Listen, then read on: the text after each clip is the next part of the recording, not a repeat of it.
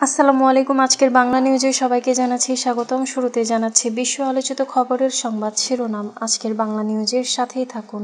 গাজায় মানবিক সহায়তা পৌঁছানোর ক্ষেত্রে নতুন ও নিয়ন্ত্রিত একটি প্রক্রিয়া চালু করতে যাচ্ছে ইসরায়েল।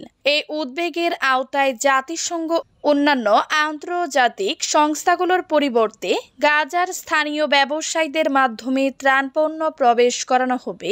খবর আল জাজিরার। মার্কিন প্রেসিডেন্ট ডোনাল্ড ট্রাম্প আর রুশ প্রেসিডেন্ট ভ্লাদিমির পুতিনের সম্পর্ক কি একেবারে নষ্ট হয়ে গেছে? রাশিয়ার একটি জনপ্রিয় সংবাদপত্র অন্তত তাই মনে করে। তারা রেলগাড়ির উদাহরণ টেনে ব্যাখ্যা করেছে বর্তমান মার্কিন রাশিয়ার সম্পর্ক। গত জুলাই মাসে যুক্তরাষ্ট্র ও ইসরায়েলের যৌথ সামরিক হামলার পর ইরানের পারমাণবিক কর্মসূচির ভবিষ্যৎ নিয়ে নতুন করে প্রশ্ন উঠেছে। ইরানি স্থাপনাগুলোর উপর চালানো 12 দিনের যুদ্ধ নামক এই অভিযানে দেশটির পারমাণবিক সক্ষমতা মারাত্মকভাবে ব্যাহত হয়েছে বলে জানালেও গোয়েন্দা বিশ্লেষণে দেখা যাচ্ছে এই কর্মসূচিকে পুরোপুরি ধ্বংস করা যায়নি। জাপান থেকে অত্যাধুনিক 11টি ফ্রিগেট যুদ্ধ জাহাজ কিনবে অস্ট্রেলিয়া। অস্ট্রেলিয়ার প্রতিরক্ষা মন্ত্রী রিচার্ড মার্নিস এ তথ্য জানিয়েছেন। এই যুদ্ধ জাহাজগুলো মুগামি ক্লাসের স্টিলথ বা শত্রুপক্ষের চোখ ফাঁকি দিতে সক্ষম। এই যুদ্ধ জাহাজগুলোর নির্মাণকারী প্রতিষ্ঠান জাপানের মিৎসুবিশি হেভি ইন্ডাস্ট্রিজ। ভারত থেকে আমদানি করা পণ্যের উপর পাল্টা শুল্ক আগামী 24 ঘন্টার মধ্যে উল্লেখযোগ্য পরিমাণ বাড়াতে পারেন মার্কিন প্রেসিডেন্ট ডোনাল্ড ট্রাম্প। এক সাক্ষাৎকারে এ কথা বলেছেন তিনি। রাশিয়া থেকে জ্বালানি তেল কেনার জেরে ভারতের বিরুদ্ধে এ পদক্ষেপ নেওয়া হতে পারে বলে জানিয়েছেন ট্রাম্প। প্রধান উপদেষ্টা অধ্যাপক মোহাম্মদ ইউনুস বলেছেন 2026 সালের ফেব্রুয়ারি মাসে একাদশ জাতীয় সংসদ জাতীয় নির্বাচন আয়োজন করতে চায় অন্তর্বর্তী সরকার। এজন্য অন্তর্বর্তী সরকারের পক্ষ থেকে প্রধান নির্বাচন কমিশনের কাছে চিঠি পাঠানো হবে। এতক্ষণ শুনছিলেন বিশ্ব আলোচিত খবরের সংবাদ শিরোনাম। এবার বিস্তারিত। অভুক্ত ফিলিস্তিনদের নিয়ে নতুন পরিকল্পনায় ইসরায়েলের। গাজায় মানবিক সহায়তা পৌঁছানোর ক্ষেত্রে নতুন ও নিয়ন্ত্রিত একটি প্রক্রিয়া চালু করতে যাচ্ছে ইসরায়েল। গাজায় মানবিক সহায়তা পৌঁছানোর ক্ষেত্রে নতুন ও নিয়ন্ত্রিত একটি প্রক্রিয়া চালু করতে যাচ্ছে ইসরায়েল। এই উদ্যোগের আওতায় জাতিসংঘ ও অন্যান্য আন্তর্জাতিক সংস্থাগুলোর পরিবর্তে গাজার স্থানীয় ব্যবসায়ীদের মাধ্যমে ত্রাণপণ্য প্রবেশ করানো হবে। খবর আল জাজিরার। ইসরায়েলি সেনাবাহিনী এক বিবৃতিতে জানিয়েছে, নতুন এই পরিকল্পনার মূল উদ্দেশ্য হল গাজা উপত্যকায় ত্রাণের পরিমাণ বাড়ানো এবং জাতিসংঘের উপর নির্ভরতা কমানো। প্রক্রিয়াটি ধাপে ধাপে বাস্তবায়ন করা হবে এবং কঠোর নিরাপত্তা যাচাইয়ের মাধ্যমে সীমিত সংখ্যক গাজা ভিত্তিক ব্যবসায়ীকে ত্রাণ সামগ্রী আমদানির অনুমতি দেয়া হবে। এই পণ্যগুলোর মূল্য শুধুমাত্র ব্যাংক ট্রান্সফারের মাধ্যমে পরিশোধ করা যাবে এবং তা একটি নতুন নজরদারি ব্যবসার অধীনে তদারক করা হবে। সব ধরনের পণ্যই নিরাপত্তা পরিদর্শনের আওতায় থাকবে। পুতিন ও ট্রাম্পের সম্পর্ক কেন খারাপ হয়েছে? তারা কি সংঘর্ষের দিকে এগোচ্ছেন? মার্কিন প্রেসিডেন্ট ডোনাল্ড ট্রাম্প আর রুশ প্রেসিডেন্ট ভ্লাদিমির পুতিনের সম্পর্ক কি একেবারে নষ্ট হয়ে গেছে? রাশিয়ার একটি জনপ্রিয় সংবাদপত্র অন্তত তাই মনে করে। তারা রেল গাড়ির উদাহরণ টেনে ব্যাখ্যা করেছে বর্তমান মার্কিন রাশিয়া সম্পর্ক। মস্কো ভস্কি কোমসুমুলেটস নামের ওই পত্রিকা লিখেছে, এটা এখন প্রায় নিশ্চিত যে সামনে এক ভয়ঙ্কর সংঘর্ষ আসছে। ট্রাম্পের ট্রেন আর পুতিনের ট্রেন একই লাইনের মুখোমুখি ছুটছে। কেউ থামছেও না, কেউ দিকও বদলাচ্ছে না। পুতিনের ট্রেন পুরো গতিতে চলছে ইউক্রেন যুদ্ধ চালিয়ে নিয়ে যাওয়ার দিকে, যেটাকে রাশিয়া বিশ্বের সামরিক অভিযান বলছে। যুদ্ধ থামানোর বা দীর্ঘমেয়াদী যুদ্ধবিরতির কোনো ইচ্ছা পুতিন দেখায়নি।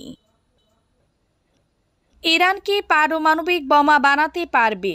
গত জুলাই মাসে যুক্তরাষ্ট্র ও ইসরায়েলের যৌথ সামরিক হামলার পর ইরানের পারমাণবিক কর্মসূচির ভবিষ্যৎ নিয়ে নতুন করে প্রশ্ন উঠেছে। ইরানি স্থাপনাগুলোর উপর চালানো 12 দিনের যুদ্ধ নামক এই অভিযানে দেশটির পারমাণবিক সক্ষমতা মারাত্মকভাবে ব্যাহত হয়েছে বলে জানালেও গোয়েন্দা বিশ্লেষণে দেখা যাচ্ছে এই কর্মসূচিকে পুরোপুরি ধ্বংস করা যায়নি। হোয়াইট হাউস দাবি করেছে ইরানের পারমাণবিক কর্মসূচি ধ্বংসপ্রাপ্ত হয়েছে। তবে মার্কিন ও ইসরায়েলি গোয়েন্দা বিশ্লেষকরা বলেছেন বাস্তবতা এতটা সরল নয়। পেন্টাগনের মতে ইরান তাদের কর্মসূচিকে পূর্ণ সক্ষমতায় ফিরিয়ে আনতে অন্তত 2 বছর সময় নিতে পারে। অন্যদিকে এক মার্কিন গোয়েন্দা মূল্যায়নে বলা হয়েছে ইরান কয়েক মাসের মধ্যে ইউরেনিয়াম সমৃদ্ধকরণ আবার শুরু করতে সক্ষম হবে। জাপান থেকে 11টি স্টিলথ যুদ্ধ জাহাজ কিনবে অস্ট্রেলিয়া। জাপান থেকে অত্যাধুনিক 11টি ফ্রিগেট যুদ্ধ জাহাজ কিনবে অস্ট্রেলিয়া। গতকাল মঙ্গলবার অস্ট্রেলিয়ার প্রতিরক্ষা মন্ত্রী রিচার্ড মার্নেস এ তথ্য জানিয়েছেন। এই যুদ্ধ জাহাজগুলো মোগামি ক্লাসের স্টিলথ বা শত্রুপক্ষের চোখ ফাঁকি দিতে সক্ষম। এই যুদ্ধ জাহাজগুলোর নির্মাণকারী প্রতিষ্ঠান জাপানের মিৎসুবিশি হেভি ইন্ডাস্ট্রিজ। দ্বিতীয় বিশ্বযুদ্ধের পর থেকে এটি জাপানের সবচেয়ে বড় প্রতিরক্ষা সংক্রান্ত রপ্তানি। জাহাজগুলো পেতে আগামী 10 বছর ধরে অস্ট্রেলিয়াকে 600 কোটি মার্কিন ডলার দিতে হবে। যুদ্ধ জাহাজ ক্রয় সংক্রান্ত চুক্তির বিষয়ে রিচার্ড মার্নেস বলেন, জাপান ও অস্ট্রেলিয়ার মধ্যে এটি প্রতিরক্ষা শিল্প সংক্রান্ত সবচেয়ে বড় চুক্তি। জাপানের সঙ্গে অস্ট্রেলিয়ার খুবই ঘনিষ্ঠ কৌশলগত সম্পর্ক রয়েছে। এশিয়া প্রশান্ত মহাসাগরীয় অঞ্চলে যুক্তরাষ্ট্রের মিত্রদের সঙ্গে সহযোগিতার সম্পর্ক গভীর করছে জাপান। ভারতের উপর 24 ঘন্টার মধ্যে পাল্টা শুল্ক বৃদ্ধি করতে পারেন ট্রাম্প। ভারত থেকে আমদানি করা পণ্যের উপর পাল্টা শুল্ক আগামী 24 ঘন্টার মধ্যে উল্লেখযোগ্য পরিমাণ বাড়াতে পারেন মার্কিন প্রেসিডেন্ট ডোনাল্ড ট্রাম্প। আজ মঙ্গলবার এক সাক্ষাৎকারে এ কথা বলেছেন তিনি।